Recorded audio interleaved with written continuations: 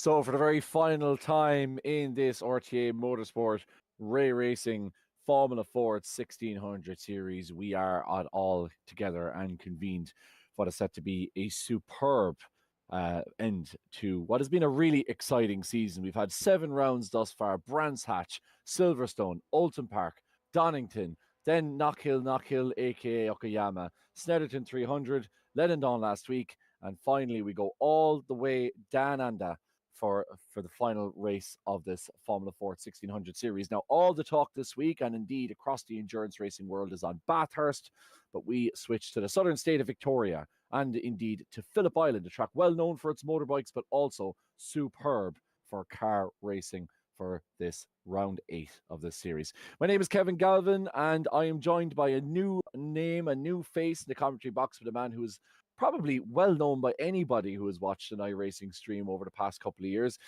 Ciara McGinley, the name checks out. I know you have a UK passport, but certainly the name checks out here at Gantry TV as we keep a little bit of touch of Irishness through the commentary box. Yeah, the passport fails the check, but I'm glad the name passes the vibe, so we're all good on that front, as long as you don't look too much into it. A pleasure to be along, and thank you guys for having me for a season finale.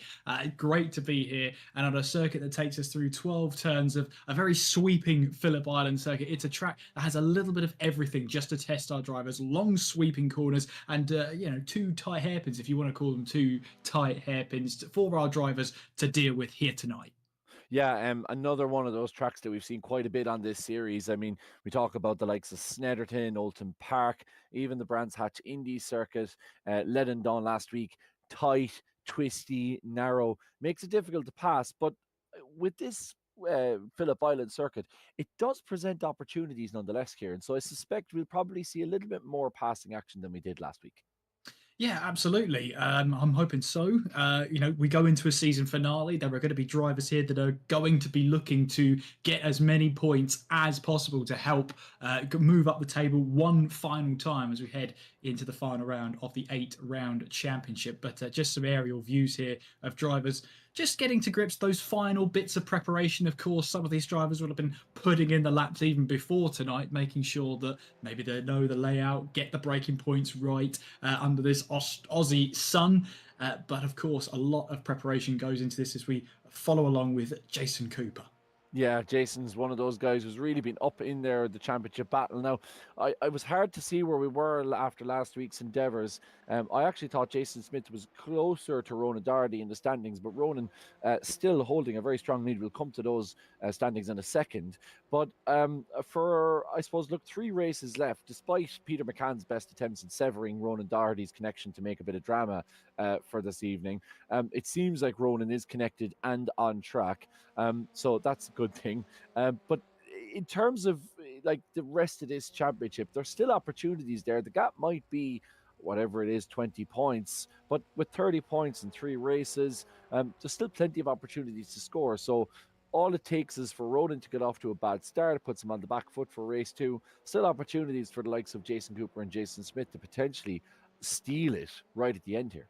Yeah, I mean, we've seen in championship deciders over the past 5 or 10 years that it's not over until the final checkered flag falls. I mean, it is just that kind of environment. Nobody knows what's going to happen here tonight. We know our championship protagonist, but at the end of the day, as you said, we've got a few races to deal with here. We don't really know what's going to happen to them until we get going and underway for the first one, and I'm really looking forward to seeing how that all shapes up. Yeah, it's looking to be a really, really tight championship. Ronan Hederman is the man on the broadcast and indeed on the ball here as we look at the championship standings. And there we are, Ronan Doherty on 422 points, if my maths are correct, which they probably aren't. I'm going to say that's 34 points between himself and Jason Cooper. So still a great opportunity for Jason and indeed Jason Smith, only 2 points between them, to have a launch at the championship. As we look down, then Jordan Kelly, having been in 10th position earlier on this championship, finds himself in 4th. He'll be disappointed though, as a British Formula Ford 1600 champion, not to be in the title running come the end of the season. But for the likes of Sean McClevens, 17-year-old Sean McClemens, 13-year-old Dylan McClemens, really, really solid championships for them. And even you see Tony Stack and Peter McCann, really quick guys in their own right, but coming up against the likes of Ronan Doherty or Jason Smith, or indeed Jordan Kelly. There's such real world experience on this grid that will always stand to you in iRacing. Absolutely, and it does show you that the real world experience does count for something, but it's not the be all and end all. Just because you are successful in this very championship on a real track, that doesn't translate entirely into an iRacing championship. There are other variables. There are drivers that will take a few more risks than maybe they would out on a motorsport track. It's all those factors that really tie in to a championship like this one. And it's great to see a championship that is mathematically still possible for the top three to take the title. Yeah, and same in the B Championship, although there is a strong lead in there by Damien McMullen in that B Championship, there still are opportunities for guys to get on the podium of the championship. And great for that B Championship to be, I suppose, like it gives guys an opportunity, the likes of Damien, who maybe not necessarily be running up the front, but it kind of encourages battles down the field. It encourages guys to be smart as well, because they're not just placing 14th or 15th. What's the difference between those two? They actually have a championship on the line. So we'll get the championship standings for you for that very shortly. But even going back through that, Kieran, I was looking at some of the standings and the way the guys do the drop rounds. Damien's drop round is 44 points. So when you see down the championship standings, usually somebody has a mare at some stage and they end up kind of coming out with no points. It's incredible that Damien's worst race thus far has still seen him net 44 points. So it's a testament to Damien's consistency right throughout this championship that we've had, 7x3, 21 races thus far. And the worst one of those has still seen him net quite an amount of points. Yeah, and of course, when you bring the dropped round into it, it does give, as you say, one chance only to have a race that doesn't go your way. But if there are races that do go your way all the time, that can weirdly come back to bite you at the end of it, as we see our championship standings for the B Series. Yeah, Damien McMullen, as I said, in a comfortable enough lead, 38 points in that one, followed by Dave Collier. And sorry, this is the updated standings after round 7. So 457 plays 409.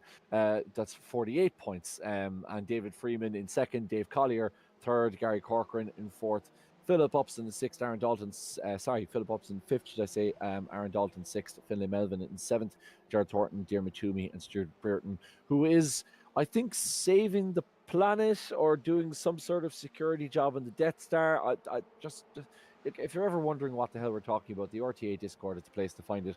But if you do want to keep in touch with us today, Gantry TV on YouTube. Remember, you have to subscribe to us to get a comment in. We'll be hoping to hear from some of you, potentially in and out of hotel rooms as the night goes on. But Kieran, first time in Gantry TV. Really glad to have you on board. I don't want to say kind of introduce yourself, because I think a lot of people know about you and are very kind of familiar with your voice, but not necessarily everyone knows your Irish connection. So tell us a little bit more about that. Well, my paternal grandparents born in Donegal, so very, very fond of that. So up Finn Harps whilst I'm here. Great start to the year of First Division. Hopefully go for a promotion maybe. But yeah, so most of my family on my dad's side come from Donegal. My grandparents emigrated to England roughly in about the mid-50s. So my dad was born in England, and so I was born here as well. So still working on that citizenship. We'll see about that. But yeah. That's pretty much where my family background comes from. Yeah, I'm surprised you didn't apply for a passport pre-Brexit. I imagine having the old Irish passport might have been handy. Funnily enough, Finn Harps. B word, Kevin. Go on, sorry. Not the B word, Kevin. Blue. You got a blue passport. That's the most important thing. No, let's not go there. But I was going to say about Finn Harps. They're actually playing my team, Cork City, this weekend, and I was on the point of going up to Ballybuffet to watch it until my better half reminded me, "Aren't you supposed to be racing Saturday?" And I was like, "Oh yeah, that's special eventing. I better make sure I'm home for that." So I know Ronan in the background doing the cameras. He would be stuck with doing like a 4-hour straight stint in Bathurst. So I couldn't do that to him. I love him too much. So I couldn't possibly leave him to do that. So so yeah. If you are taking part in Bathurst, let us know. Let us know how you're getting on. And also a couple of other interesting moves around the sim racing world. And we had the drop of the early release Le Mans Ultimate game. I don't know, Kieran, have you got a chance? I know a lot of the big streamers have I've played it. Basic Ollie had a bit of an issue earlier on. I don't know. Did you see his stream? He put it into first, and his wheel almost ripped his arms off. I didn't see that, but that sounds a little bit troubling. But Yeah. yeah. What do you make of the whole pre-release thing, though? It's an interesting, like, it's not a concept we see that often in sim racing. We generally see development, kind of teasers, and then we see it out. But now, we're this kind of pre-release idea. It looks very R Factor 2-ish, but I suppose with all the licensing, it's as somebody said, it almost feels more like an expansion pack as opposed to a kind of a fully fledged sim in its own right. In the limited viewing I've had of it, I haven't had a chance to race because I sort of keep my wheel to one side and I shout and stuff instead. But that's by the by. But if it has that 397 studio vibe feel, then that's going to be conveyed a lot of in the fact that it feels a lot like R Factor 2. That's obviously very Studio 397 esque. But yeah, I haven't had a chance to fully dive into Le Mans Ultimate. I've heard things about it. I will see what happens in the next couple of weeks. But in terms of early access, it's always a bit of a risk, isn't it? Because you've got to pay up front. Normally it's a discounted rate, but you do have to pay up front to get the early version of the sim. And you're right, that's not something we see often. It's normally a case of here's the sim, go for it. And that's worked for some, hasn't worked for others. And I think 397 are hoping this time that if they get the early access and they get enough people on board, then the word of the people spreads, and there's no better way of promoting something than by word of mouth. Yeah, and I suppose having a bit of cash in the coffers certainly helps in terms of further development and making sure that you get that done. On the flip side, we've had a project that seems to have taken forever and is finally arriving to the iRacing service, and that is the Tempest weather service. The rain is on its way. I don't know how often we'll see it at this track necessarily, although I know in Victoria they do get rain in the winter, so any angry Aussies, please don't come at me. But like I have to say, Kieran, like I am, as somebody who is big into my endurance racing, I know now we're looking at the shorter form open wheel stuff and these fantastic racing Formula Ford 1600 cars. A little bit more about them later on the broadcast, but I am so excited for the prospect of real world weather, studying weather radars, trying to get the jump on other teams by, for example, I took part in a league race recently on R Factor 2, and it was at Istanbul, and it was kind of drizzly on and off, so the kind of wet and dry line kept appearing, and just the fun, like the challenge, and it was just such a joy to kind of make sure you battle on the dry line, but it's also knowing, okay, well, it's getting drier. We can see the clouds are moving. Your teammates are telling you, actually, there's rain moving in. You have to really be careful. We're going to stick on dries for the moment, but if it gets more, we're going to switch to wets. And all that strategy entails, for that to come to iRacing now, I really do think it's going to make iRacing the ultimate online endurance racing experience. Yeah, it's one of those elements that's been a long time missing from iRacing. The fact that you can have, the weather front of rain brought in. I mean, we're looking at a bit of cloud here at the moment over the skies here in Phillip Island. There's no rain on the way. We're told that, of course. But yeah, it feels like in an endurance race, especially when you get to somewhere like Le Mans, when you get to Spa, when you get to maybe even Daytona, we're seeing a little bit of a weather front in Daytona at the moment, so much so that the race had to be pushed back. I think the Daytona 500 had to be pushed back a whole day to make sure that the weather front didn't affect the entire race. It's all of those things that do really add in the European calendar and the North America endurance calendar that you have to factor in, and bringing that into iRacing, as you say, a team member is now going to have to study the weather radar. They're going to have to predict the weather front. They're going to have to predict and possibly even adjust driver strategy so that you get your wet weather warrior into the car. Much as you would your nighttime warrior, you've now got to put aside a wet weather warrior who will be in the car when the heavens open. That's going to be another element to add in of itself. But iRacing normally do drop the huge feature that's been craved for so long in the next special event. So if there happens to be any rain at Bathurst, don't be surprised. Well, that's what I was going to say. I mean, if it is at Bathurst, that's going to really throw the cat amongst the pigeons. I think a lot of people are expecting potentially Sebring to be the Mm. first iRacing special event, and it does rain there in Florida. It can get very thundery, very stormy, kind of that humid storms that we can get. But speaking of Daytona, and I'm glad you brought it up, Kieran, because a man who's running in this series, as you saw him on the screen earlier on in the number 21 car, Lawrence de Soswa. He's running a very special event.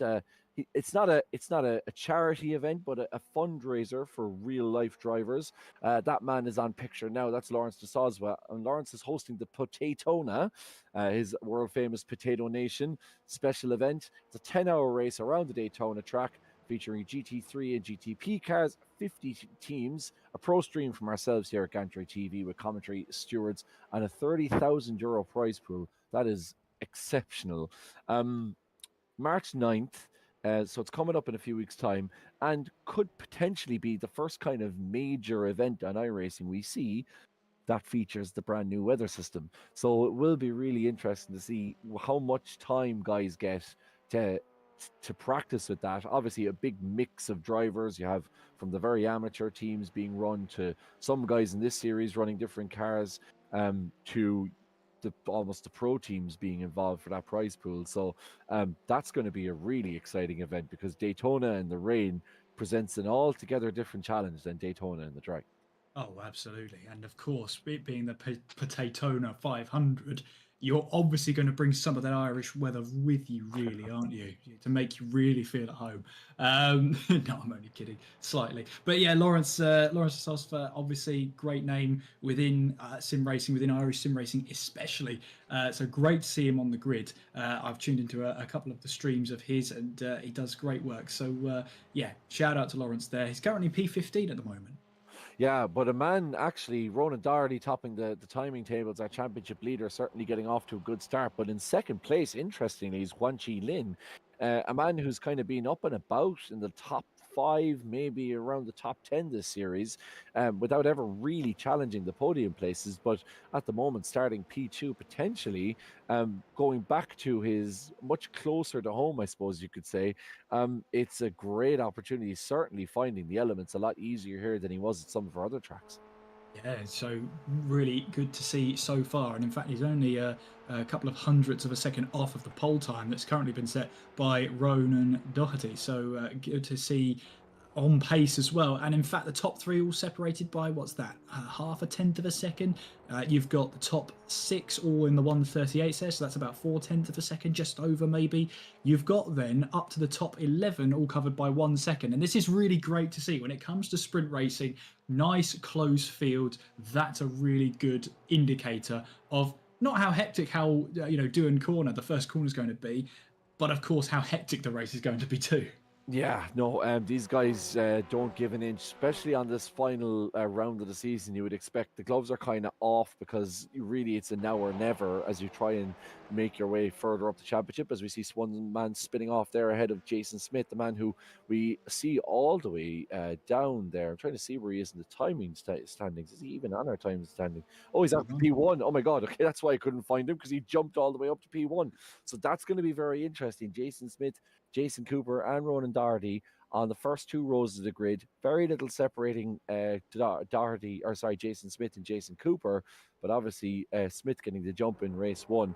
I know you're saying here in a second between the top 10. That's kind of almost standard at this point in the RTA series. And another interesting point, we often see these guys, Smith and Doherty, doing this.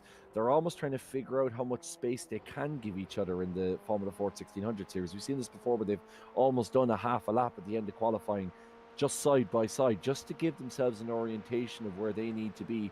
Because remember, all these guys are on one big voice chat in the RTA server. So not all of it can necessarily be broadcast, but certainly a lot of kind of guys working together and kind of back and forth with each other to just make sure they're kind of extracting the absolute maximum as we go through and finish here for qualifying here for the first time, or for the final time, should I say, in the Ray Racing Formula Fund 1600 series with RTA Motorsport. So, topping our timing standings, Jason Smith leads with a 2. Then you can just see the gaps down to give you an idea of how close it is. Ronan Darty in second, Guan Chi Lin in third, and Jason Cooper in fourth. Both of those third and fourth are Swift Cooper teammates, so they should be working together, you would imagine. In fifth is Jordan Kelly, then Sean McClements, Conor Melia, Dylan McClements, Sean's younger brother in P8, Sean McGoldrick and Peter McCann round out our top 10. Then we have Jamal Gondor, the Irish-Lebanese native, followed by Tony Stack, Diarmuid Toomey, Lawrence de Soswa, Rory O'Shea, Wing Fei Chan, David Freeman, Colin Carrigan, Gary Corcoran, David Prunty, Aaron Dalton, and then Damien McMullen, our B series leader. Now, quite a big, he's 4 places behind Colin Garrigan, and obviously David Freeman there as well. But remember, he's quite a sizable gap at the top of the B Championship. As we go, we'll get ready. Kieran, do you want to take us away as we get ready for Heat 1 here of the final round of the RTA Formula Ford 1600 Series? Oh, I couldn't take a first lap away from Kevin Galvin. Surely not. Our guests first, of course. That's always the way we go here. Well, if you say so, well, then we're all lining up and getting ready to go. Then Jason Smith taking the spot on pole position as we count up now to signal the start of the race, the final race here at Phillip Island. It is 5 red lights. And we get racing then. What are the starts like? It's a good start there from Jason Smith. He's able to launch away. Ronan Doherty also getting a good start on the run now towards Doohan Corner as we launch our way in towards the right-hander we go. And Jordan Kelly right onto the back there, I think, of Jason Cooper as they all file their way through until the real first braking point at the Southern Loop. Yeah, this is good, clean stuff to begin with. No major casualties as we first, as I say that, Dylan McClements and Peter McCann come together. They're firing down just as I say it. Of course, that would happen, which means Lawrence de Soswa finds himself in the top 10. Then another incident involving Diarmuid Toomey and Gary Corcoran means Damien McMullen is now in 17th position. So the B Series leader jumping his rivals straight away from lap 1 as you see that cavalcade of Formula Ford 1600s pouring into the Honda hairpin. That's going to be a really interesting part of the corner. Cars have to really slam on the brakes. So a great overtaking opportunity if you can find the inside. But Jason Smith still leading here. Very, very tight, however, Kieran. Yeah, Jason Cooper up to third place as well, getting past Lynn for position, so up into the top 3. But meanwhile, we've got a battle here. Jordan Kelly's trying to find his way past Guan Chi Lin and trying to find now up the inside, perhaps still running pretty much side by side. Now has the inside line again. Oh, there's going to be is there a little bit of contact? I think so, but managing to just hold on there. Full opposite lock then from the 99 of Jordan Kelly, but he does get himself up into 4th place. But now, meanwhile, that's Sean McClements who fancies a sniff of blood then and looking to try and find his way through in the final couple of corners. Yeah, these DDR guys are very, very quick indeed. Ronan Doherty alongside Sean McClements, who saw his brother Dylan tumble down. Jordan kind of went full send in there as we see Ronan Doherty now trying to make a move. Jason Smith will have the inside though for the first corner. And here's Jason Cooper with prime viewing action of these top 2 battling it out. Yeah, grab the popcorn if you can, Jason. Now he's right behind Ronan Doherty now as we make our way through towards the Southern Loop for the second time. But again, Doherty looks for a move up the inside as Conor Melia loses a couple of positions there. In fact, falling down the order now. So he's obviously had a little bit of a moment there. Jason Smith, though, still leads the way. Ronan Doherty in 2nd place, but chasing Smith all the way. And there's Jason Cooper looking to pick up the pieces. The top 7 there, all in that one picture as the battle for the lead continues more. Yeah, this is really super stuff between these guys. They have been battling hammer and tongs all the way through the season. I'm not talking about the Aussie tongs. I'm talking about all different kind as Jason Smith holds on to the lead here ahead of Ronan Doherty. But look at the run that Doherty has in the 29 machine. He is right on the back of Jason Smith's gearbox, and we were talking before about the ability to bump draft. I'm not sure if that's what these guys are doing. We saw them working together previously as Ronan tries to dive down the inside and just get inside Jason Smith's mirrors. But this is one of those tracks, because it's so twisty and narrow, very, very difficult to find a good place to overtake. It's really, if you can sit your car on the inside of the racing line, it's very, very hard for anybody to pass you, as that gap is still extremely close between the top 4. A little bit of a gap between Jordan Kelly and Sean McClements, but really the top 4 separated by an inch.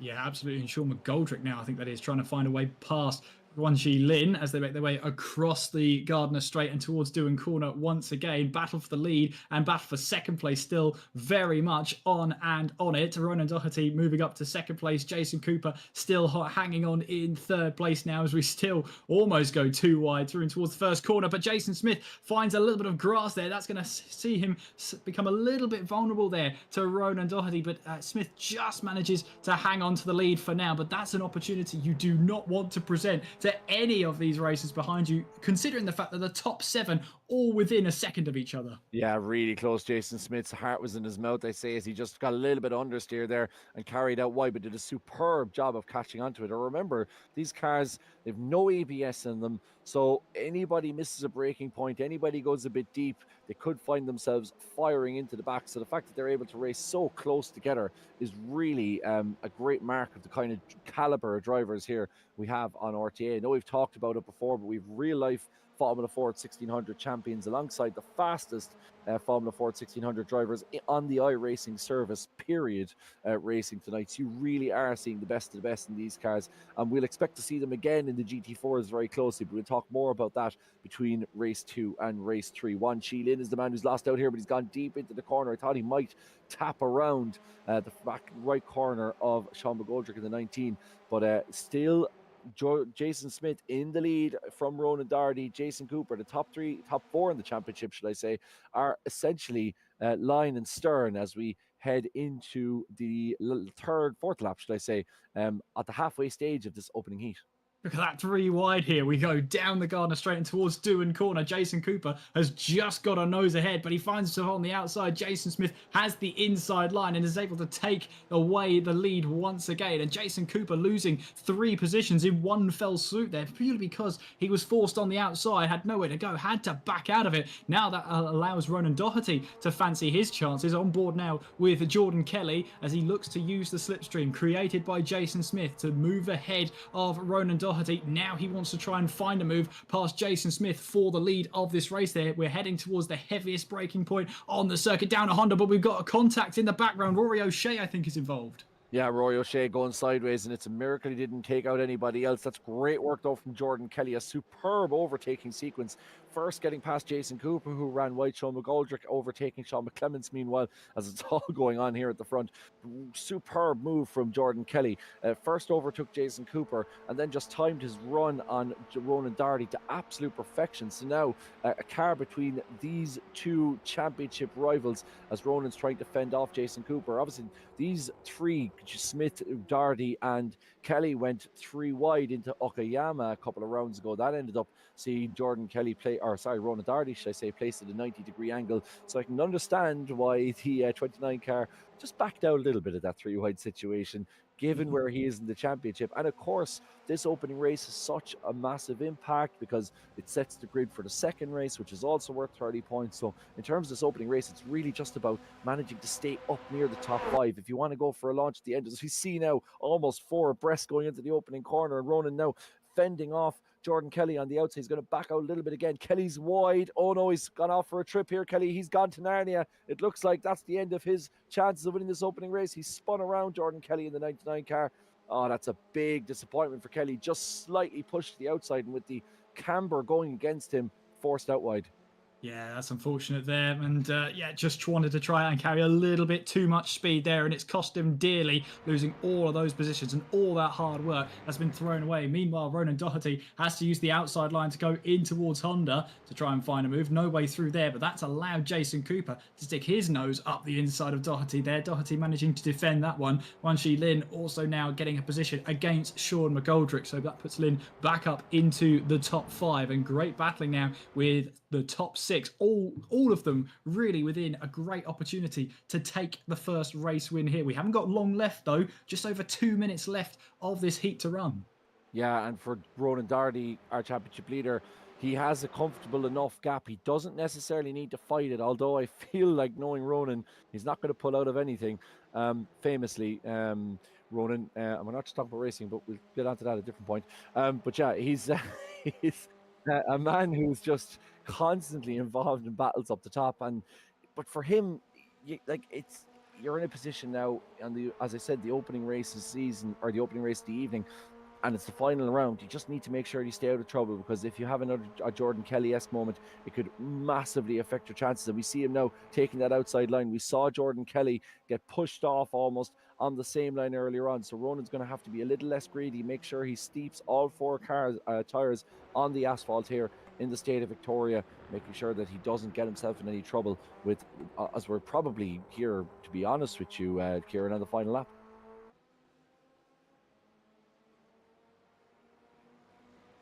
So yeah, it is Jason Smith going forward here. Jason Smith leading us into the final corner. Look at Ronan Doherty down the inside, trying everything he can to put pressure on Smith. Smith braking heavily on the inside. Ronan trying to make it stick around the outside. He is Jason Cooper now for company. And if you were a cynical man, you could say that the two Jasons could team up to see if they could put Ronan a little bit off his stride, because if Ronan finishes outside of the top placings, and again for the next race, that could allow both of these guys a great opportunity back into win the championship. But we expect to see fair racing here, as we always do in RTA, and certainly Ronan making sure that he keeps his nose in it. But now it looks like it could be a straight battle between the two Jasons for the race win. Oh, this is great stuff. Jason Cooper trying to throw everything he can at Jason Smith. He's going to include the kitchen sink in a second. But meanwhile, Wanshi Lin trying to move up the inside there. Did it work? Well, Sean McGoldrick is down a position. Yes, it did work then. So Wanshi Lin now up into the top 5. But as we round away through the final couple of corners, Jason Smith only has a couple of seconds and only one corner left to hold on. Yeah, one corner, that's all he needs as we go across the line here, and it's those three again. Look at them swapping and changing, and there's a straight run to the line, and it's contact between the two. Oh, that's really close. Jason Smith just taking it by a hair as they cross the line. Is that 7,000ths of a second between the two Jasons, and contact to boot. Ronan Doherty finishing in 3rd place, Sean McClements in 4th, Wanshi Lin in 5th.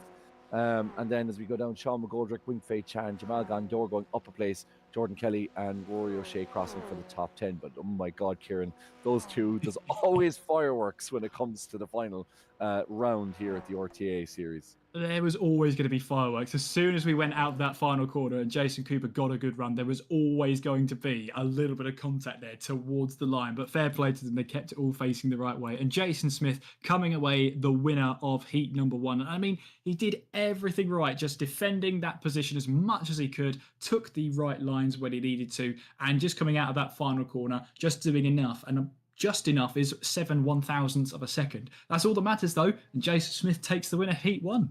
Yeah, I'm looking forward to seeing Peter McCann's headlines in the morning. Jason class. Jason is class. 7/10ths or 7,000ths of a second says so, or something towards those effects, because Jason got a bit of a ripping the last time he was on with us.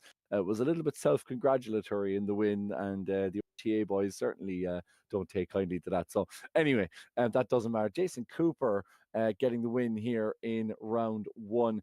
Jason Jizzle Smith in round 2, in P2.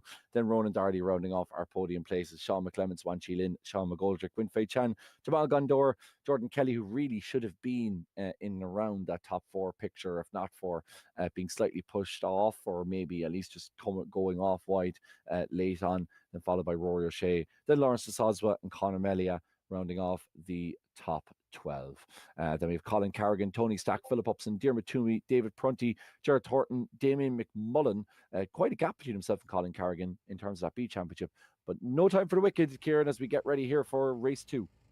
Race 2 is nearly upon us. 5 red lights are on. We go racing once again. What are the starts like this time? There's a bit of a slow starter in the background, which causes a bit of a melee behind. I think it might have been Gerard Thornton, who's had a bit of a poor start. But here we go then towards the first corner. Jason Smith once again has the work to do. Up the inside we go, in towards Doohan Corner. And just like that, takes the lead again. Ronan Doherty now trying to find a way through. There's a bit of contact between the two Jasons there. Ronan Doherty now trying to look his way round the outside of the Southern Loop, with Sean McClements there in 4th place, Wanshi Lin in 5th, and Sean McGoldrick rounding off the top 6. Yeah, really good start there from Jason Smith, just sliding down the inside. And I was afraid, as you were too, that Jason Cooper might have caught him in the back. But Cooper now getting the run with the camber on the inside. And will he have enough?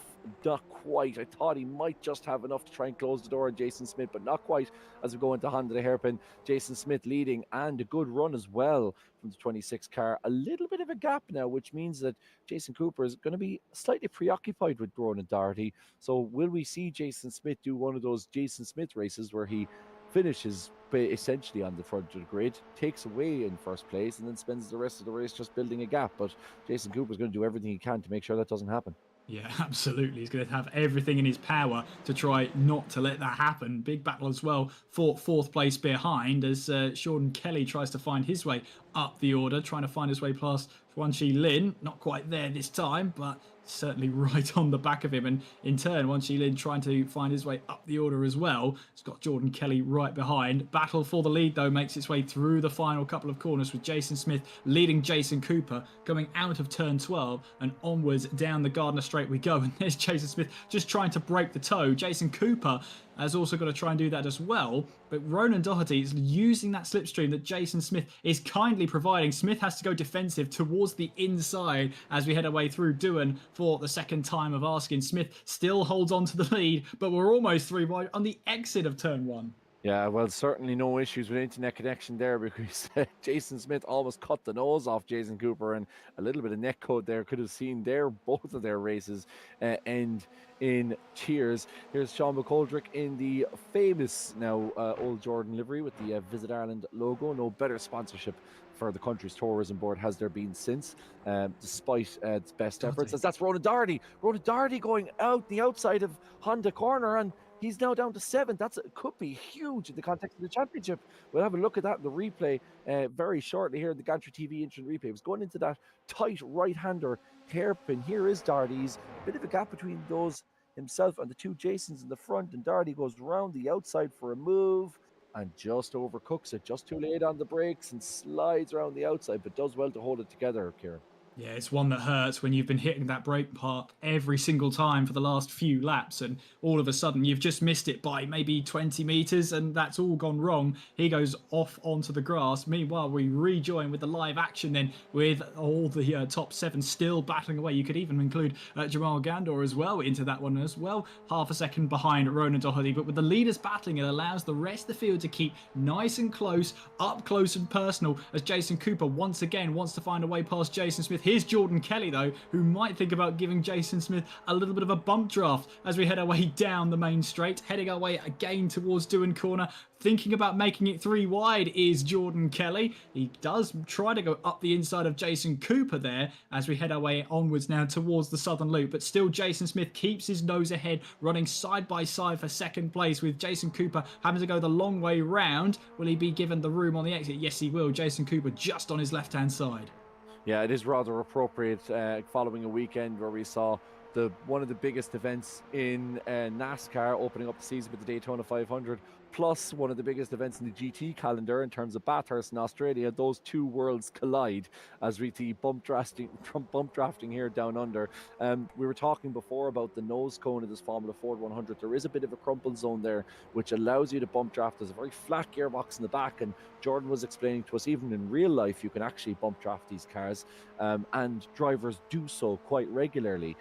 So Jordan using that real world experience is just to give Jason Smith just a little nudge forward. Any of you who have played Lemmings or Worms in the past will know the little prod. Remember in Worms, little prod motion? Yeah, that's kind of what Jordan Kelly was doing to Jason Smith, but instead of prodding him over a cliff, he prodded him into first. But Jason Smith getting that one all kinds of wrong, which has now opened the door for Kelly to take first place in this race. Yeah, Jason Smith now has to go from defence to attack now as he looks to try and get back the race lead. As we make our way through in towards the final corner, onwards we go then down the Gardner Straight. Jason Cooper also fancies his chances once again. We're thinking about making 3 wide for the lead once again. Jason Cooper just about a nose ahead right now, but as we head our way towards that first corner, it's going to be Jason Smith who once again finds the inside line. He loves that inside line in towards turn 1. Jordan Kelly, though, gets a fantastic run out of Doohan Corner in towards the southern loop. Well, there's a little bit of contact for the lead up ahead, and that, of course, allows Jason Cooper to try and get up the inside and see what he can do on the run now through Stoner Corner and towards the Honda hairpin. Yeah, that is tighter than the certain part of an anatomy of a duck as they are trying to vie for first place. It's so close. I mean, how Jordan and Jason didn't come together there through the opening sequence of corners, I'll never know, because they did touch wheels, but thankfully both of them survived to live the tail. And I don't know, Kieran, I know you've done a lot of commentaries in your time. This kind of thing for us is usual. I don't know how used you are to having to just constantly call constant battling for 15 minutes on end. I've had endurance races that start out like this. It's great fun when it happens. And unfortunately, we only get it for 15 minutes, but we get one more race, so it's all good. Jason Smith, though, managing to retake the lead as Jason tries to defend now from Jordan Kelly, going in towards MG, but no way through that time. That's going to allow Jason Smith now to have to look around the outside, going in towards turn 11, and he has the grip to do it as well. Now he'll have to go the long way around in towards the long left-hander of turn 12. Again, still finds himself on the outside, but guess where that gives him? Guess which line that gives him going down towards Doohan Corner? It's the inside line, and as Jason Smith has looked at us time and time again, being on that inside line is so beneficial. He can carry so much speed through there as Rohan Doherty now sets the fastest lap of this race. Yeah, Ronan getting in there right amongst it. He's overtaking. We're into third place and worrying Jordan Kelly, his stablemate at the. Ronan's going to give out to me now for forgetting what the team name is, Team Dolan, but also the Virtual Race Academy, VRA. They're stablemates there. So guys who know each other extremely well, both in real world and in virtual racing, they'll have spent a huge amount of time on track together. And that breeds that trust that we see, which allows us to have this close racing. These guys race with each other in every kind of class. We've covered them here in Phillip Island in the supercars. We've covered them in prototypes and GT cars. We'll roll on to the GT4s next season. Talk a little bit more about the details of that very shortly. But these guys run in every single class together in this league across all kinds of tracks across the service, and that gives them great confidence that they know where each other are. They know what each other's tendencies are. As we see Sean McClements now just slipping down the inside of Jason Cooper, but it looks like Jason will come back and try and make a go for that as Jordan Kelly tumbles down the standings, and that's a big accident between himself and Jason Smith. We're going to have to look at that in a replay. Jordan Kelly and Jason Smith smashing into the barrier, and that is Jason Smith's championship, unfortunately, coming to an end. Well, both of their championships coming to an end. Kieran, what do you make of this? Yeah, let's have a look at it. Let's see what happened here as Jordan Kelly looking to go for a move then down the inside,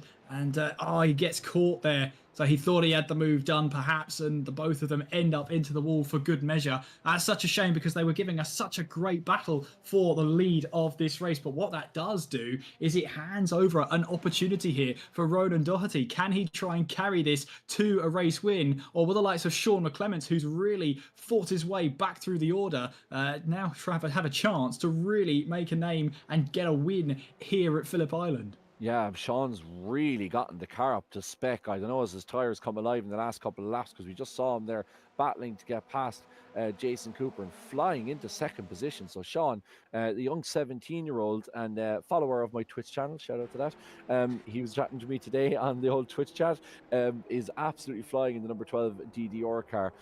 Now, I was laughing at Sean the other day that, because he goes to college in Northern Ireland, even though he lives in the Republic, it means that he doesn't have the same bank holidays that we have. So you'd imagine he would have a little bit less practice, but one would presume that he's certainly making the most of whatever practice he can get, because he is in second place and absolutely flying. But here's Jason coming back again. Will he try for a move down the inside? No. Sean cuts him off, and Jason kind of reads that a little bit, so he's going for the switchback here. Yeah, absolutely. Well, they've just seen Jordan Kelly and Jason Smith get tangled up there, so that's the last thing they really want to do. But there's Sean McGoldrick, who's having to defend now from Guanxi Lin.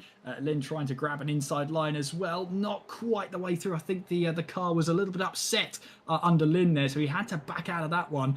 But manages to fight again because, of course, we've got the top 9 all separated by pretty much about a second, maybe a second and a half. Lawrence de Sosva is down there in 9th place. But look at that. There's your 9. A nonette, is that what you call it? Heading our way down the start for this straight. All of them really do have a chance of getting a race win if what we've seen so far is to go anything by. Yeah, I mean, this is absolutely incredible stuff. And if you're Ronan Doherty, you're absolutely laughing because obviously you do have Jason Cooper for company behind Sean McClements, but Jason Smith is gone, Jordan Kelly's gone. That's 2 of your championship standings gone. You're top of the table when it comes to race number 2. So if Ronan can close this out, I do suspect he almost wins the championship with this race win. Obviously, mathematically, I'd have to confirm that, but I imagine Ronan essentially has things wrapped up going into the final race, which would be absolutely superb for him to get things over the line. He's been exceptionally quick right throughout this championship, really consistent, but a real pity. I thought Jason Smith was superb in this championship, and just such a pity. I would love to have seen him battle Ronan going into the final race, but unfortunately it wasn't to be. He'll find himself way down the standings now for race 2 as Sean McClemens goes for a move again between himself and Jason Cooper, and he's like one of those flies you get in the continent. He just won't go away. It doesn't matter how often you swat him. He just keeps coming back for more. Jason's thinking, I want to push on, I want to get to Ronan, I want to try and fight for a championship, and Sean's going, well, I'm still here. Oh, that's a contact. Oh, that's contact. That's Sean McGoldrick going into the back of Jason Cooper, and there was contact between himself and Sean McClellan's. Unfortunately, now that sees Sean further back, but we'll have to have a look at that one again. It looked like a Constantina effect. That looked like it was Sean McClements who locked up there, and there's Tony Stack, who's that's Sean McGoldrick who's coming into the pits. Now there was a bit of a lockup from, I think it was Sean McClements up ahead. We'll have to get another look at it if we can. That then caused that Constantina effect that caused people to lock the brakes, lock the rear brakes. That's why all the rear of the cars all decided to go left when in a right-hander, because they all had to lock up to avoid that. But at the moment though, Ronan Doherty still leads the way. I was keeping an eye as well on Jordan Kelly. He's got back up into the top 10. He is currently the fastest driver out on track, unfortunately with a 3-second gap between himself and Peter McCann with less than 3 minutes on the clock. It's going to take an amazing amount of work from Jordan Kelly to see if he can make his way back up the order. I wouldn't say never, but it's close to never at this point. Yeah, it's really, really tough ask. As quick as Jordan is, Peter McCann's a superb driver, and again, also in the top 10 in this championship. So looking to make ground. Do remember as well that for our final feature race, if you want to put it in quotations, because they're all worth the same amount of points, the top 8 get swapped. So Wing-Fei Chan, he would at the moment start on pole for our final race. Then you'd have Lawrence Soswa in second, which would be the furthest we've seen Lawrence up throughout any of these races. That's going to be fantastic advertising for him ahead of the Potatona in the beginning of March, and then Tony Stack and Jamal Gandor. So for Jordan Kelly, if at all he could make it up, a huge gap though between Wing-Fei and Peter McCann. To be honest, it would take an enormous effort and quite a bit of luck for Jordan to be in the top 10. But mind you, Jordan will be still placed 10th, and he will have the likes of Ronan Doherty in 8th. You'll have now Jason Cooper. Sean McClemens runs wide, which means Cooper could very well finish second. And that also allows Juan Chi Lin now to have a go off Sean McClemens as we get into lap number 9. But still very much an opportunity for Jordan Kelly to potentially have a race win in the final race if he stays patient. Oh, definitely. Don't rule that out. For currently in 10th place, definitely not to rule out that one. We'll see what he can do. He's currently 2.5 seconds back from the 9th place car, Peter McCann. So at that current pace, it's great pace. Oh, we've got a spinner in the background there, and that is Wing-Fei Chan, who was in 8th place and was looking for that oh, that was close. That reverse grid pole, now falling down the order with that little bit of a spin, that half spin, and lucky there to avoid him. I think that was Peter McCann who had to avoid him there. Yeah, that was the break that Jordan Kelly would have been looking for Wing-Fei to take out Jordan, and then for take out Peter. And Jordan just to get in. I can only imagine the word that came out of Peter McCann's mouth when he saw Wing-Fei Chan moving whilst having spun out. It's my pet peeve in sim racing, I have to say. Once you crash out, stay where you are until your relative is clear, then move. Your race is not more important than anybody else's. But anyway, I digress. As Lawrence Soswa and Tony Stack having a ride out, it's actually Lawrence Soswa and Jamal Gandor having a ride out. Ding dong.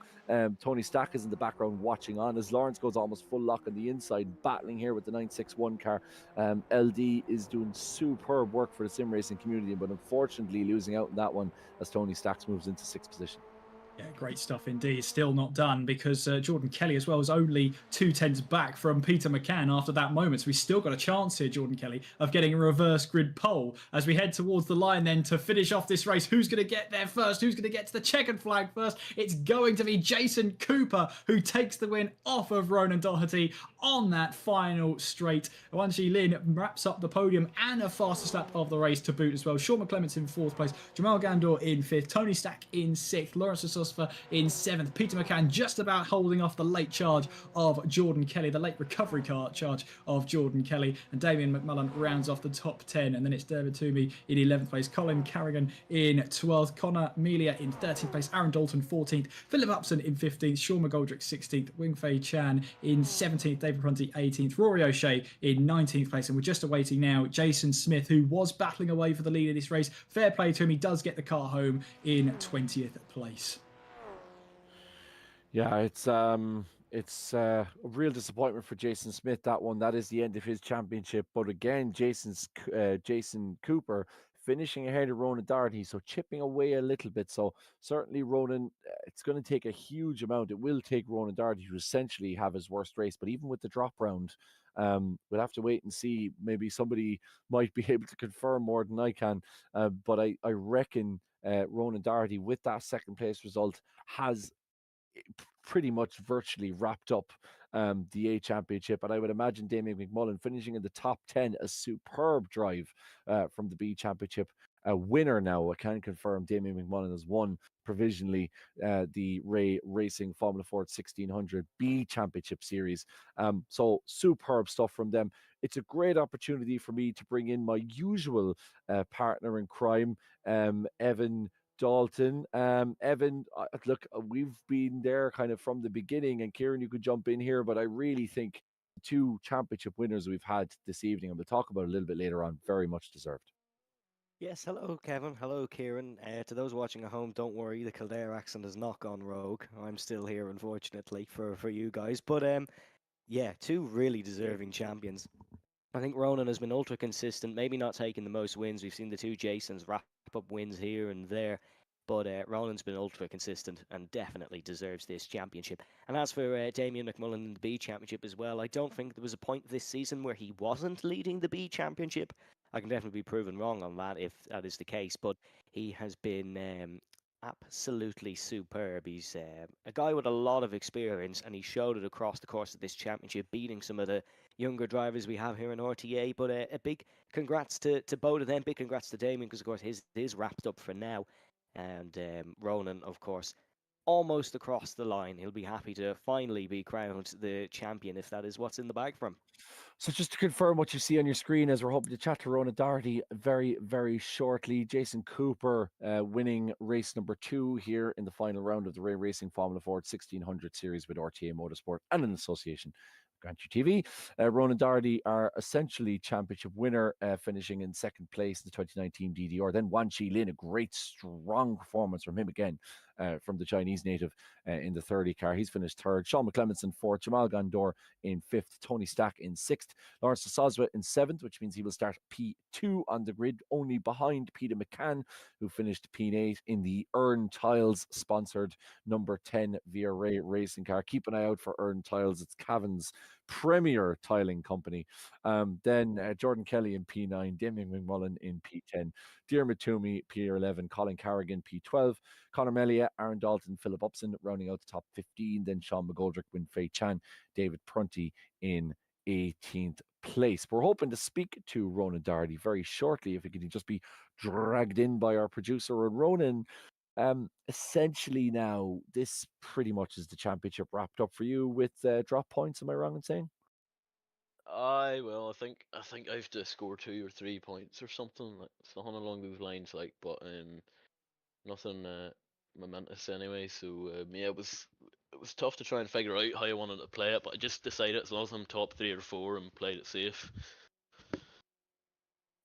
Well, it's a great position to be in, knowing that you're only what a couple of points needed in your final race. You're placed very well.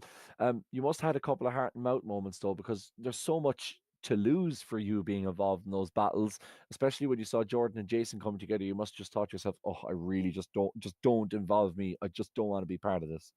I sort of let them go at it, and then I was like, not hoping for a crash, but sort of expecting one. And then whenever I seen Jordan launched it in, and I said, I knew they were at least going to touch, but then the focus was on Jason Cooper. To be fair, he's been judging the draft really well tonight and stuff. Yeah, he is, I suppose, your closest championship contender. He starts behind you tonight or in the final race. Will you be keeping an eye on your rear view mirrors? Schumacher, Gilles Villeneuve situation? Hopefully not. No, I wouldn't say Jason would do that. To be fair, he's a clean driver, so he's okay when you're wheel to wheel with him. So no, hopefully it stays clean between me and him. No, I suspect so. And look, Ronan, congratulations. We'll obviously confirm that result and your title. Do you know what's going to be said to you in the post if you get over the line here? Do you have an idea? Is Peter McCann going to give you a hug, or what does the championship winner get? Really give me a handout like that. Now that's hard come by with Peter McCann, but I'm expecting something big. That's Still good. on annual size. I just said I had something else for a second. Ronan, congratulations. And look, enjoy the final race. It would be an absolute shock if you hadn't won the championship in about 20 minutes' time. But congratulations. Really consistent throughout the championship and a very deserving, should you get the final couple of points, winner of the Formula Ford 1600 series. Cheers, lads. Not over yet. Still a race to go. So I'll see you after. Got to scoot though, because have to grow it up.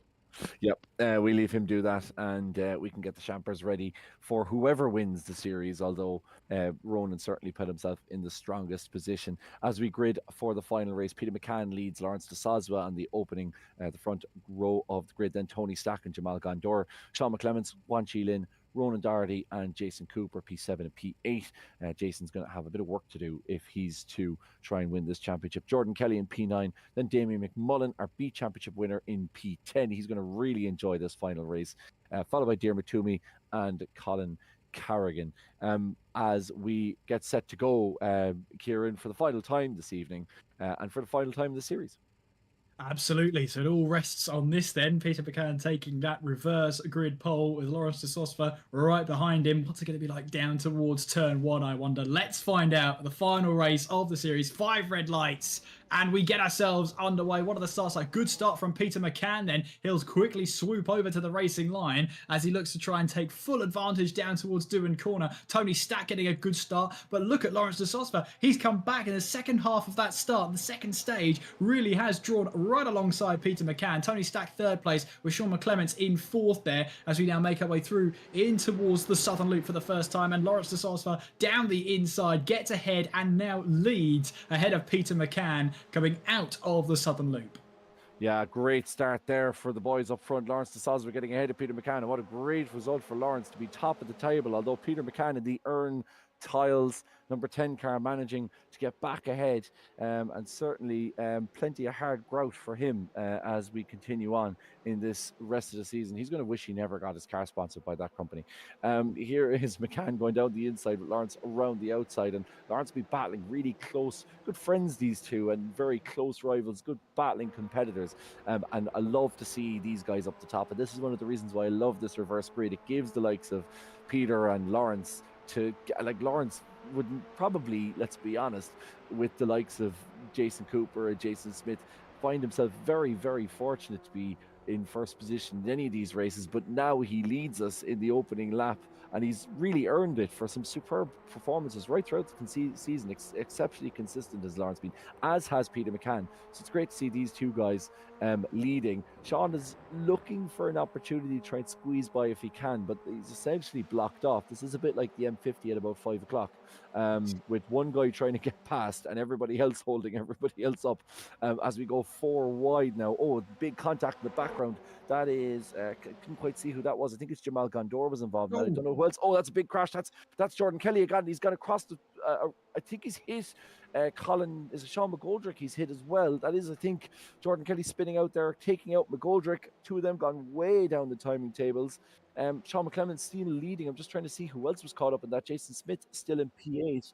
We'll have a look at the replay of that, Kieran. You might have had a better view than I was, because I was trying to look at the timing tables, and then all of a sudden, hell broke loose.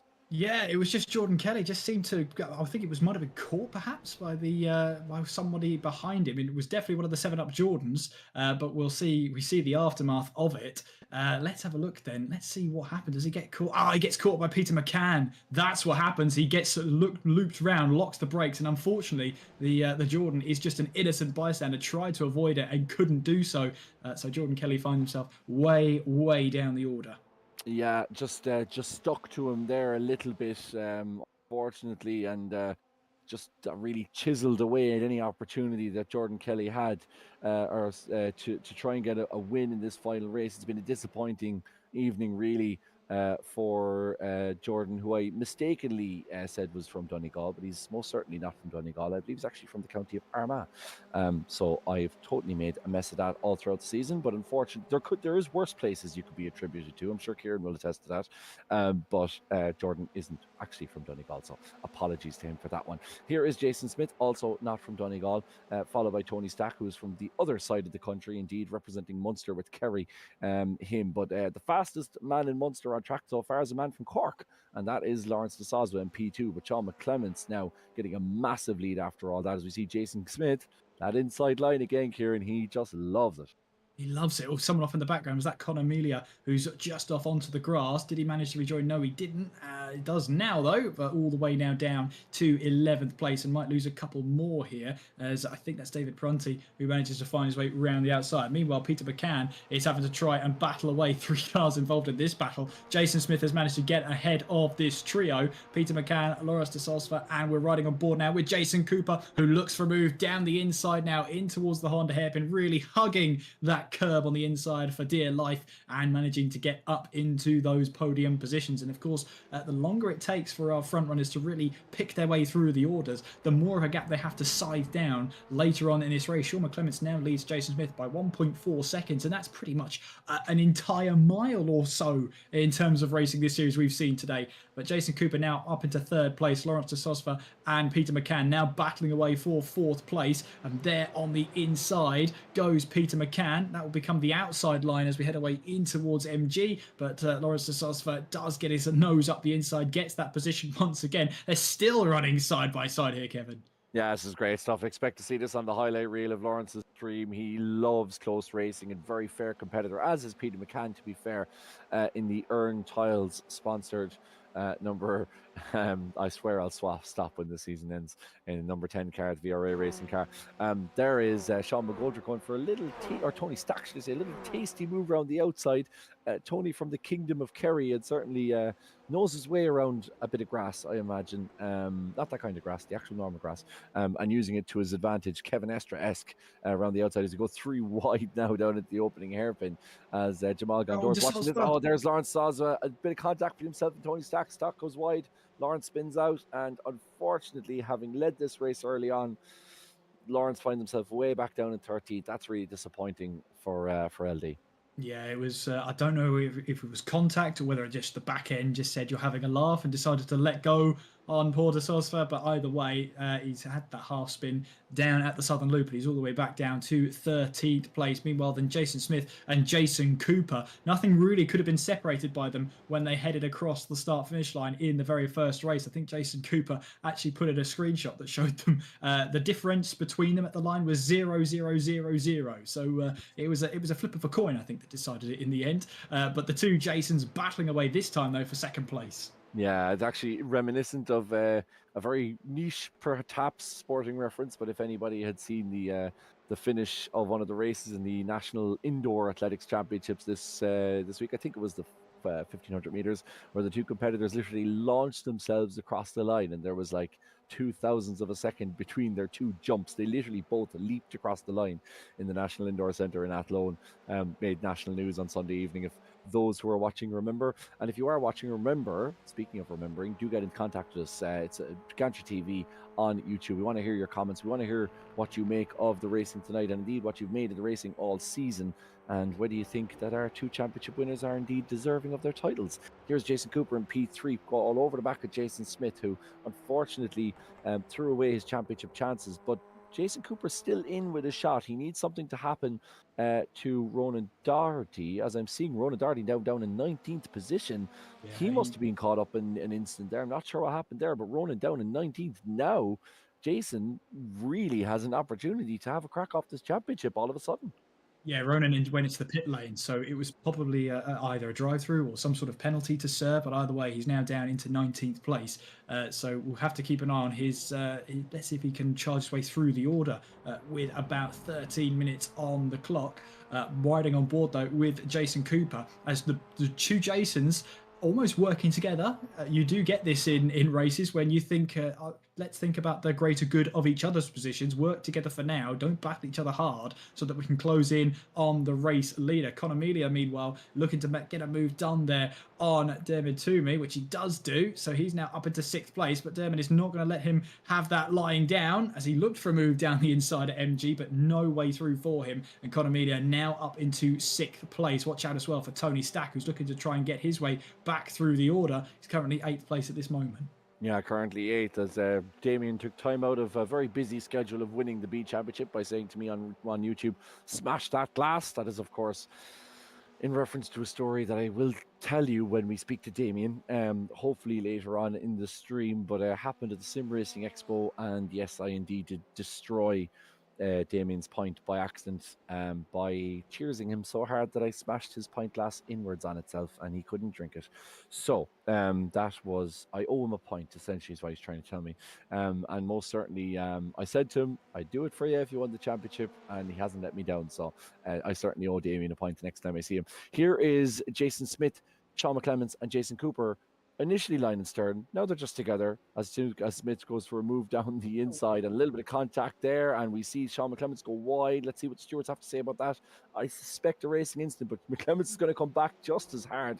Not going to take that at all is Sean McClements, and for a 17-year-old, he's well able to stand up for himself in this championship, stand on his own 2 feet. So he's back into second place as Jason's getting increasingly frustrated because it's all those narrow margins.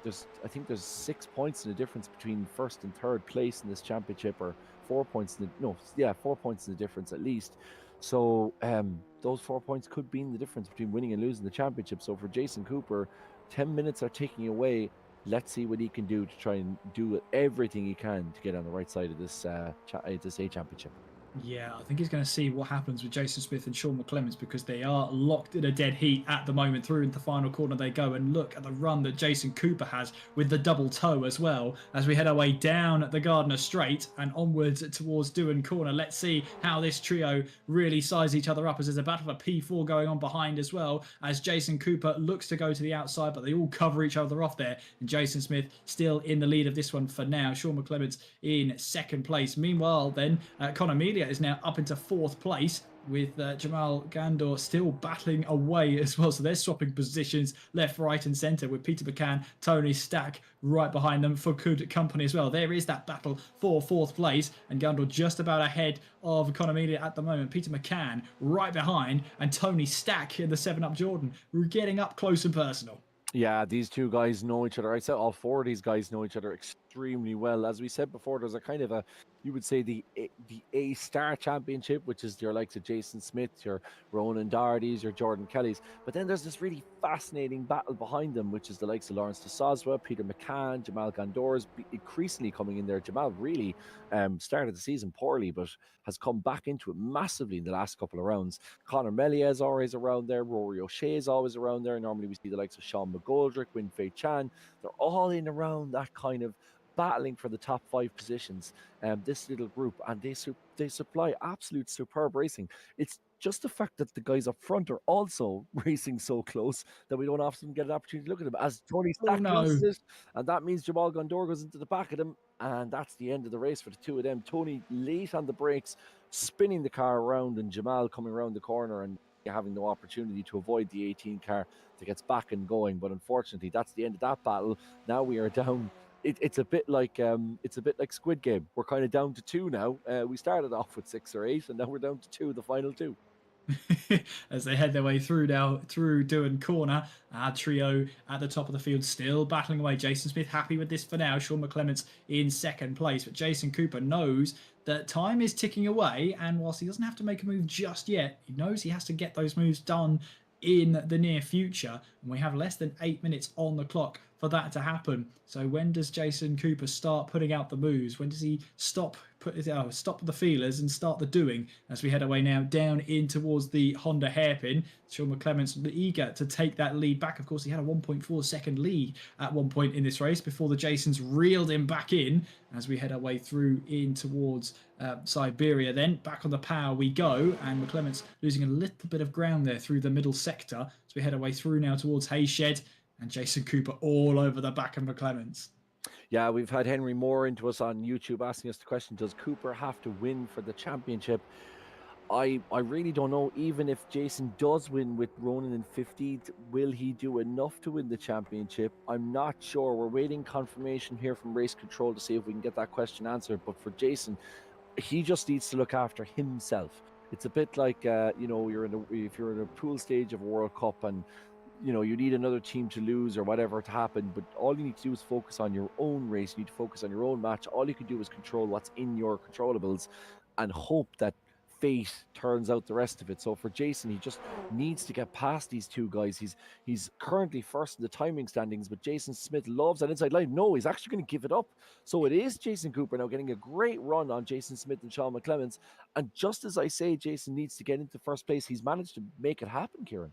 But we saw the Jasons swap positions pretty much be side by side at the line on the final lap. So perhaps it's a case of, would you rather be second in the train coming out of the final corner, or would you rather lead the way? And Jason Smith right now, happy to concede the lead of this race at this moment in time, but it's taken all of about 4 corners for Smith to say, you know what, I want that position back. Now through in towards the Honda hairpin. Sean McClements keeping the Jasons company. Then back on the power we go with Jason Smith on the inside of Jason Cooper as we head towards Siberia. And then, of course, getting the power down, trying to get the front to bite in. Yeah, Jason Smith takes back the lead of this race. Jason Cooper now in second place. Sean McClements still right on the inside as we head away through in towards turn 7. Now towards Hayshed. That becomes the outside line for McClements, but if he can hang on in here in towards Lukey Heights, it'll then become the inside line once again, right behind our race leader Jason Smith. Jason Cooper now has the inside line heading down towards MG, and Sean McClements has to concede that position being on the outside. Yeah, rather appropriately, Jason Smith will be left out in the cold through a corner called Siberia by Jason Smith, because Cooper now, having worked so hard to get into the lead, and he needs this lead. He knows he needs to win this race if he gives himself really any opportunity to win this championship.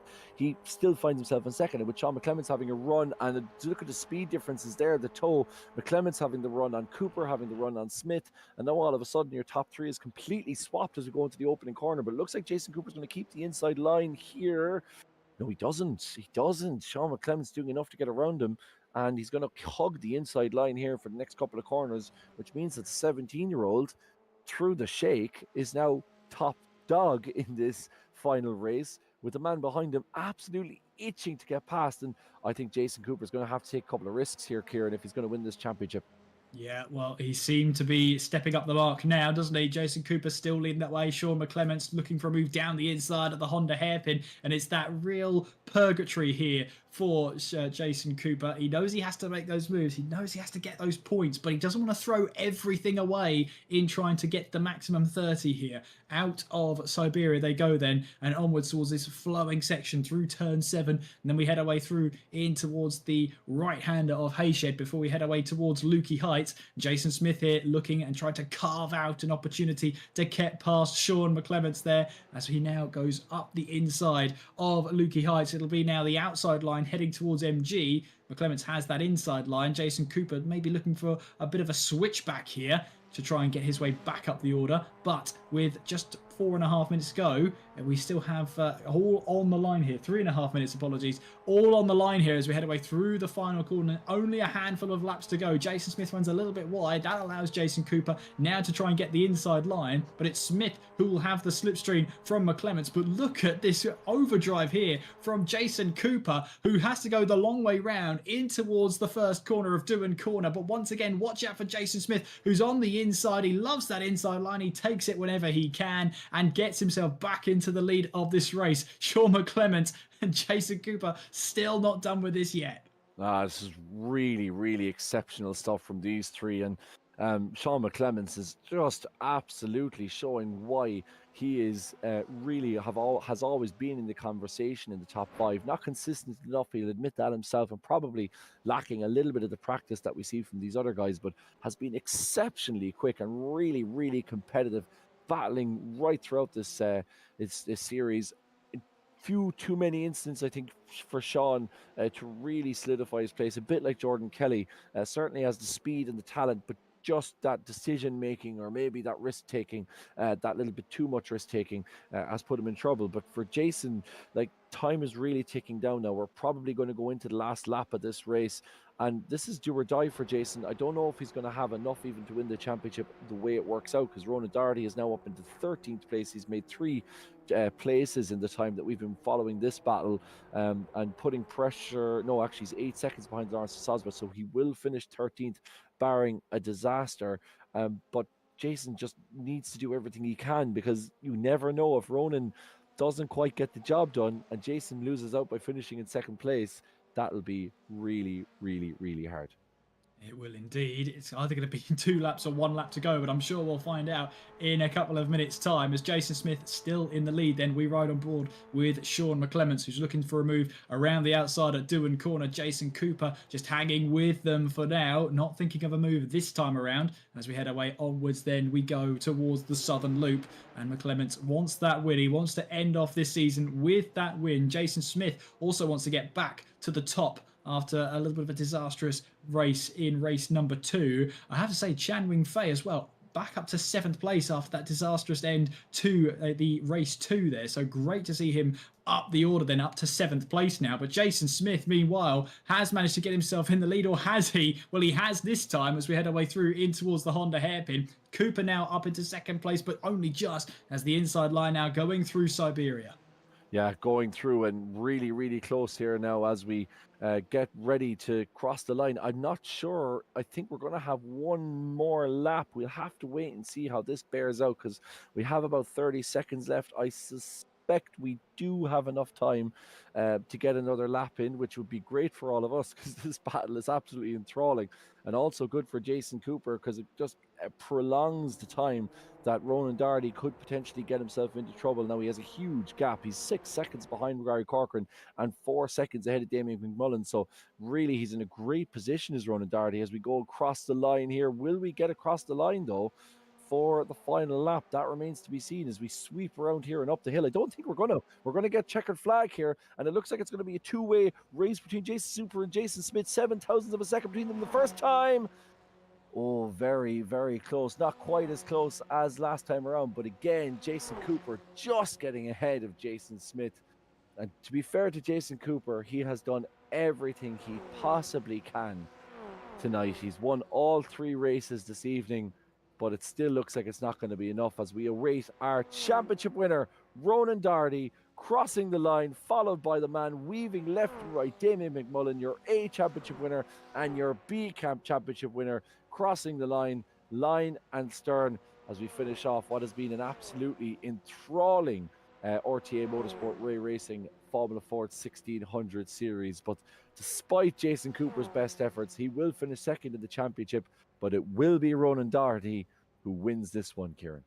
Oh, great stuff indeed. And it just shows you there, even for Ronan Doherty, he didn't have the race to remember. But of course, it doesn't matter, because he got enough points on the board in this race, managed to recover and get himself the championship over the line. And so he gets himself that crown and that drink from you, Kevin, that's for sure. I think he's earned it after that one.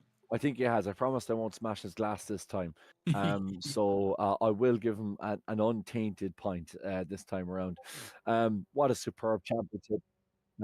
We're hoping to speak to some of those right in the middle of the contest. I suppose we'll hopefully start with our 2 championship winners, Ronan Doherty and Damien McMullen. Or sorry, what am I saying? Yes, Damien McMullen. If Damien could join us at some stage in the commentary booth, that would be fantastic, because we haven't spoken to him all season, despite his success. But Kieran, I'm going to leave you to chat to our championship winner, Ronan Doherty. Oh, thank you very much, Ronan Doherty, championship winner. Ronan, can you hear us? I can't.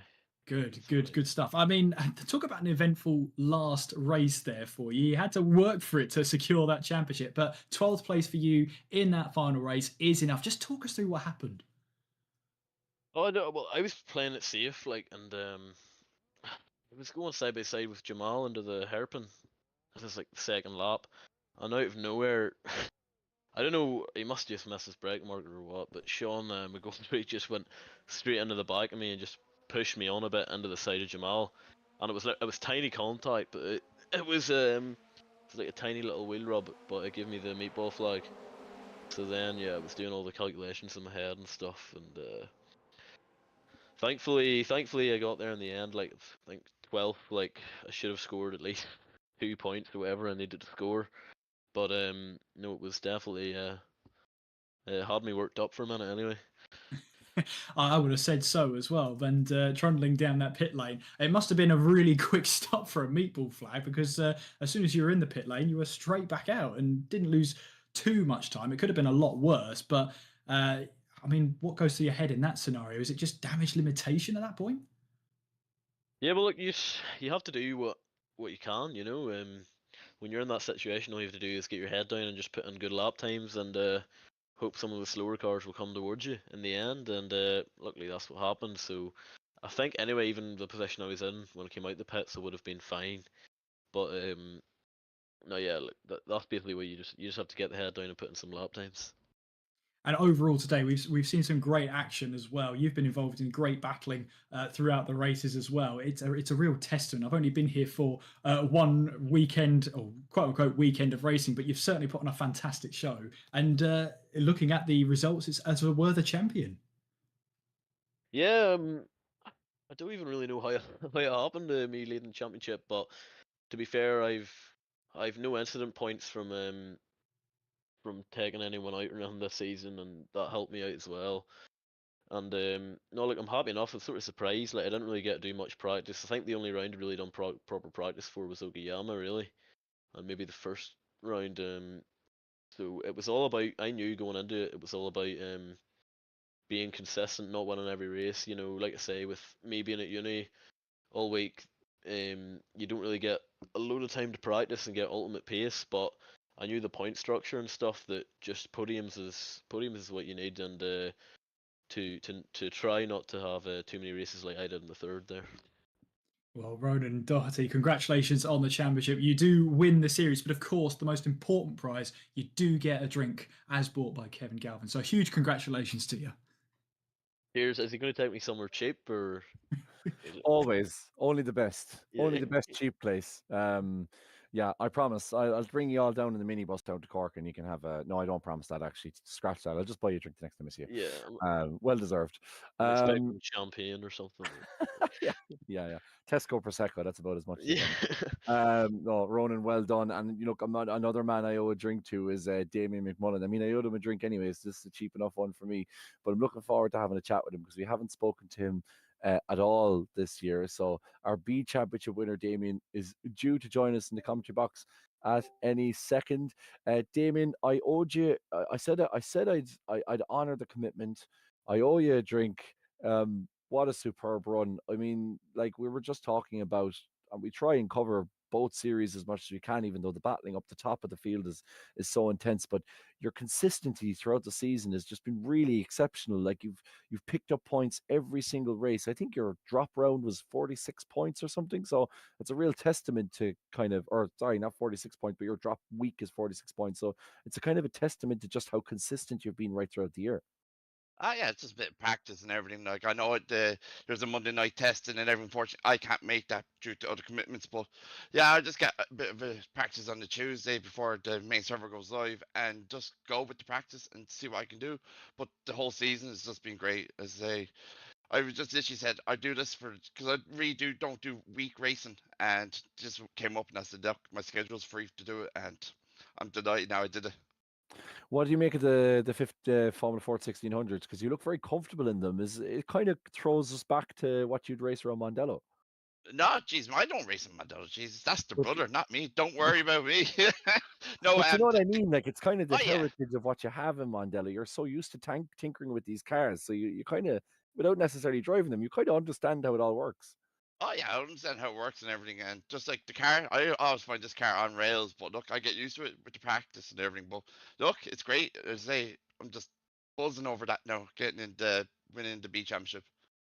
But Yeah, well deserved. I won't be smashing your champagne flute, I promise. But definitely. I mean, look, like just the standard of racing as well in the series. It's so high. I mean, I know you ended up winning the championship comfortably enough, but like Colin was on your back. You Dave there, who's really exceptional. Even the likes of Finlay Melvin, who finished kind of down the order, but we saw him an awful lot in the streams. It's just the standard right down through the field is so strong. Well, it was 100%. Like I say, it was the 50 cars already registered for this championship. What a championship it's been like!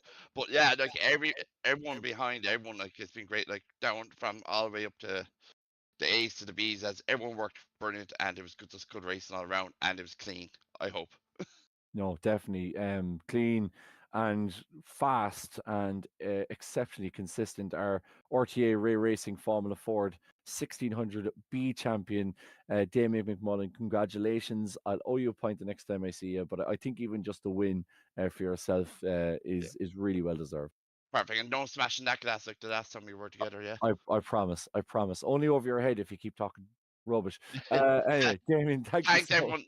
Thanks very much, and to the lads and to yourselves running this and doing the live stream, and to the lads in RTA, thank you very much for this season. Yeah, we'll be hoping to speak to some of the lads in RTA later on.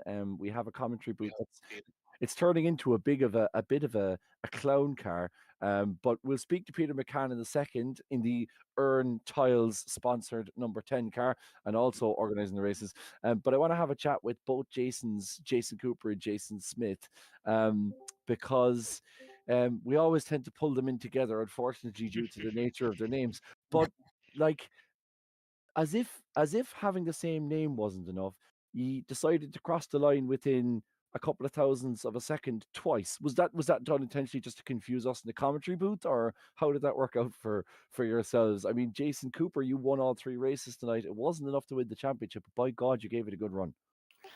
Yeah, I tried my best. In that first race, 0.000 across the line, so made your job easy. You only had to say Jason won. Didn't have to work out which one it was. And I agree for yourself, Jason Smith, Jason S. Like, it must be very frustrating, was it? I mean, twice being caught out right at the line, but I know you're a guy who just loves really good racing, so it must have been exceptionally enjoyable all the same. Exactly, yeah. I was trying my hardest to I was backing it up in all the races, really trying to just make it a little bit of a fight, so maybe a bit of chaos could happen, but it never worked. But it was just class racing this week. Me and Jason we were coming up to the line in the first race, and I was squeezing him, and then we just touched that slowed me down just that little bit where he got the win. But look, I just loved the racing here. It was just as you can see in the stream, it was just class. Yeah, really exceptional stuff. And Jason Cooper, I suppose, like, when you guys, and we've seen you guys run together, I know you had a little incident in Donington Park. We won't talk about that. But you guys run together right throughout the season. The racing has been so close, and it must kind of build that confidence after a while that you kind of understand where you are. You get to know the cars a bit better. I know the cars are fantastic on the service. They really allow you to race closely. But there must be that kind of confidence that builds over the course of a season when you race with the same guys so closely week after week. Yeah, as you say, yeah, after you raced against each other a few times, obviously the confidence builds to trust each other, not going to do anything stupid. So yeah, that's some really fun racing. The draft round there definitely added to it. And when you saw Ronan, I presume you would have had a half an given a meatball early on in the race. You must have started getting a few butterflies that you might have a chance of winning the championship. Yeah, I knew he probably didn't need many points, and I saw him disappear. I was like, oh, might be on. I knew I probably still had to win, so the pressure was still on for me. But yeah, well done to Ronan. He's had a really good season and consistent, kept out of trouble, and yeah, he's got the big prize. Yeah, he has. But look, you're and I know often patronized as a second place, but really you have given, I mean, yourself all Jasons. You could put Jordan Kelly, you could put Sean McClemens in that group. Just some of the racing you guys have provided has been really, really top notch, and I'm sure it was very enjoyable despite the fact that you didn't quite get over the line at the end. Jason Smith, you're obviously a multiple time RTA winner. Can we expect to see you next season in the GT4s? Definitely, yeah. I'll have to keep on getting these records up with these championships, and You know, try beat Lewis Hamilton for the RTA championships. Can't wait. Well, we've Peter McCann. This gives me an opportune time to bring in headline writer Peter McCann, because I suspect that might make the morning newspapers. Peter, what have you made of the championship? I mean, first, for us at Gantry TV, we know how exceptional these guys are, but obviously you guys put a huge amount of work into organizing it. But like, seeing the kind of racing that we see, it really, I know you have a first-hand view of it, but even looking back in the streams, it really makes it all worthwhile. Yeah, I do have a first-hand view of it, but I don't unfortunately make it in here on my own merits. It has to be the end of the season here. Yeah, no, the racing is exceptional. I just see 1G posted in. He looked at the code for the first race, and Jason Cooper had taken the race by 4/10,000ths of a second. So it just shows you how maddeningly close it is here. It's mad. Yeah, it's absolutely exceptional. And for yourselves, I suppose, like Ronan, the ultimate winner, but just another really stacked grid, and with the GT4 championship on the horizon as well, it bodes exceptionally well. Yeah, it's a super healthy series. Not that we're surprised with what's happened with RTA in the last 3 years, but we're very proud of what's going on here, and how fun it's remaining while the grid gets so fast. You know that it's fantastic, and we urge anyone that wants to join to join. Find us on Facebook, follow the links to the Discord. There's loads of people that'll help here. And look, just a word again for these cars. I know Gavin Ray was too shy to come on stream tonight, despite your best efforts. But these Formula Ford 1600 cars, developed by the Ray family, like, they have such a history and such a heritage. And they often say, like, the cars that you would deem the slower, well, they are the slower cars on the service, they make the best racing. I was a little bit concerned when I heard that we were running open wheel cars without any aero in some of these tracks, but like, it really does go to prove the point that, like, these mightn't be prototypes, they mightn't be Formula One cars, but the racing is just as exciting as anything else, and it does allow you to go places like Phillip Island, like Oulton Park, like the Brands Hatch GP track, where you wouldn't otherwise be able to go in maybe more powerful categories. Yeah, and be safely four wide as I was a few times tonight. Yeah, the Formula Ford, the Ray car is just crazy, and if it's anything like it is in reality, it's just phenomenal. I'm going to an eye Rob Parks until he gives me a spin on his one. Yeah, well, that's maybe we can offer that to Ronan Doherty, or although Ronan might already have one. Sure. But yeah, and look, two deserving champions as well. Ronan winning the A series despite his best efforts at the end, and Damien McMullen as well in the B championship. Just talking to him earlier, so exceptionally consistent. Yeah, Damien's been a pillar of strength in the bees. His award course now is being banned from the bees, so he must race the A's from now on. And Ron Doherty, yeah, he started tonight, I think 34 points ahead, and finished, I don't know, was it 10 maybe or so? So he was lucky. But yeah, it's been awesome. It's been a really good season, and a great one for you guys starting out as well. Yeah, I mean, fantastic to be involved, and Evan's with us as well to round off the full family, Evan and Kieran. And even if Ronan Hederman, I don't know if he can jump in on this, if he can unmute his mic, or what he can do to jump in on this. But from our point of view, lads, like, it's from my point of view, it's been a treat to commentate on. I mean, not only are you commentating on guys that are really quick, but lads who are well able to take a joke as well. That was for Evan, by the way. Evan, if you're listening. Oops. Yeah, that's why I've been demoted this evening. No, no, absolutely. It's been a fabulous season. It's been very impressive. As you can see going across our screen, we've a beautiful sponsor that Kevin loves to remind very much of one of the cars. Sorry, just it was a piece of cinematic perfection from the man behind it all, Ronan Ederman, just as Peter starts talking, as Aaron Tiles comes across the screen. But speaking of Ronan, did a great job behind the scenes. I'm not sure if he'll be speaking on the stream, but Hello, a boys. big thanks to him, of course. Aha, there he is. There he is. Big No, thanks to it's- him for providing the stream and stuff that you guys get to watch each week. Big thanks to Kevin for putting up with me for so many weeks, and of course all the RTA lads. It's been a pleasure to coverage this championship. These cars are absolutely marvelous, as the lads have been saying, and it is a season that will hopefully live long in the memory of everyone involved. Yeah, and of course, we'll have changes. What about they say? in the future. But Kieran, we hope to see you a little bit more in the streams in the coming weeks. But you got a bit of a taster for it now, so whet your appetite a little bit for the GT4 season we have coming up. Well, absolutely. Whet my appetite, get me hooked, and well, yeah, I'll be delighted to be back. And just a big thank you for having me. It's been fantastic, and the racing we've shown here today has been close. It's been clean. It's been fair, and everyone looks like they've come away with a big smile on their face, and that's the big win at the end of the day.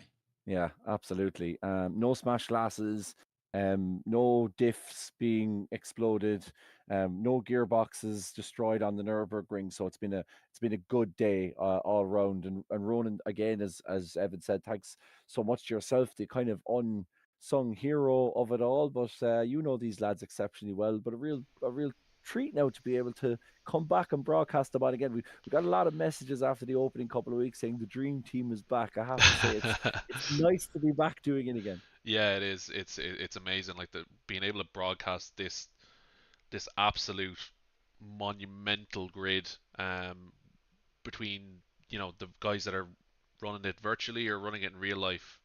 The racing week in week out, like I said to you guys many a time, many of the guys in RTA, it's so hard to cut away from the front action. Like the top 10 has just been absolutely mental every single week.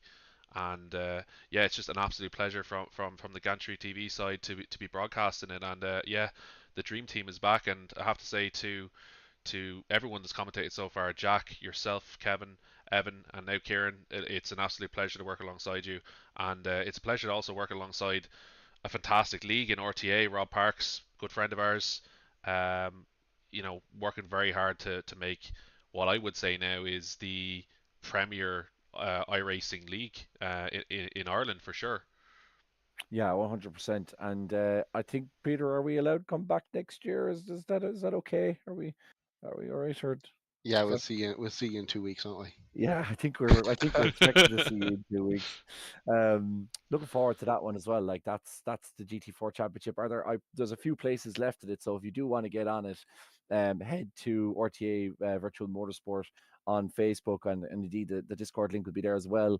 But I mean, if that doesn't get you kind of looking forward to racing tonight, watching tonight's action, I can't imagine what will, Peter. Yeah, it's been really, really good, and I just want to say thanks to Rob, Andrew, and Ronan, Sean, all the lads in the admin team for everything that they do. We all have our own parts to play in it, and look, 100% thanks to you guys. Kieran, welcome, and to all of you, congratulations on an unreal stream. I better drop off. I have awards to do, so thanks a million, guys. Looking forward to that, and we will certainly have the gossip for that when we return. That will be the fortnight from today. Next week's drop week, we have a week off for everyone to just get an opportunity to Hans Mollet it and spend time with our girlfriends and get an opportunity for a bit of downtime. But we will be back. Let me just get my calendar handy if anybody wants to jump in there while I'm talking nonsense to give us. It's the 5th of March for the opening round of the GT4 Championship, 9 o'clock. Around about 9 o'clock GMT, as always, for same faces, but a whole new set of tracks, a whole new set of challenges, and you can keep abreast of it, as always, here on Gantry TV. Kieran or Evan, have we any final before we round out what has been a superb championship? Absolute class season, really. We had some fabulous races. Even when we were talking about the worst races, they were still an unbelievable standard. And yeah, it's just been really fun. It's been a great season, and we'll be back before you know it for more. Yeah, and I was only here for one race, and even I thought, wow, this 8 times a season, this is great stuff. But yeah, it just shows you the Formula Fords without any air on them. It shows you what it can do. They may not be the quickest cars, but that's by no means a deficit. It gives us close racing. It means that we can close up the pack. We can have cars following each other. It's great stuff to see, and it's just been a real testament to what's been the entire season of how good, how quality racing was out there, and also the close quarters racing as well. All the respect given out there, and that's absolutely something you love to see. 100%. And with that, we close off on what has been a mighty, mighty season, as we'd say in our parts. Reminder, 5th of March at 9 o'clock, we will be back where we began this season, back at Brands Hatch GP to see GT4s of different sizes, shapes, and brands around the County Kent track of Brands Hatch GP. Thanks again for everyone who's watched and everyone who's gotten in on the YouTube chat even tonight. Ronan Conroy, Jamal Gondor was there, Henry Moore, Damien McMullen, DT.